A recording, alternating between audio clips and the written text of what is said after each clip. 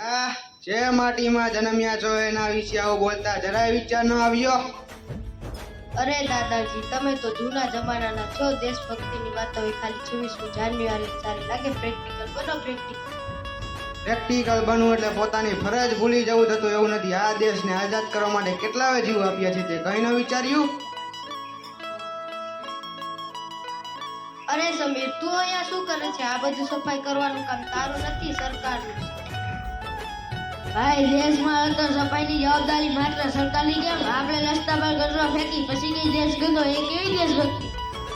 છોડના સમીર, આ બધું કરવાથી દેશ નથી બદલાઈ જવાનો. અમે તો વિદેશ જવાની તૈયારી કરી રહ્યા છીએ. ત્યાં તો બધું એકદમ ચોખ્ખું હોય છે.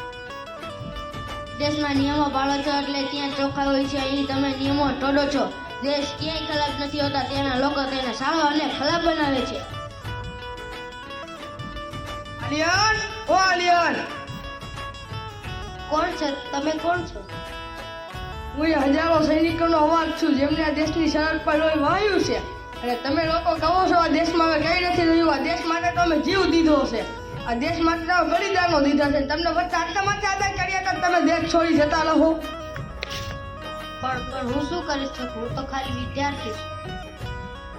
દેશભક્તિ એટલે માત્ર સરહદ પર લડવું એ નહીં. દેશ માટે પ્રમાણિક બનવું, સ્વચ્છતા રાખવી, ગરીબોની મદદ કરવી, પોતાના જ્ઞાનનો ઉપયોગ પોતાના દેશ પાસે કરવો, એ પણ મોટી દેશભક્તિ જ છે.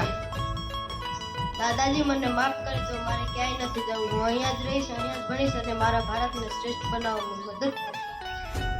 ભાઈ, તું સાચું કહે છે.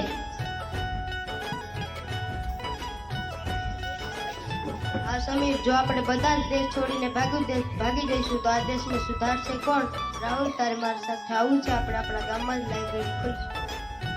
ચોક્કસ આર્યન, મને પણ સમજી ગયું કે our motherland are greater than to be heaven, એટલે કે મા અને માતૃભૂમિ સ્વર્ગ કરતા પણ મહાન છે. બસ આ તો સાચી આઝાદી છે. જ્યારે દેશનો યુવાન જાગે ત્યારે ભારત ફરીથી સોનાની ચકલી બનશે. બોલો ભારત માતાની વંદે. તમે પણ અમારી સાથે બોલો ભારત માતાની વંદે.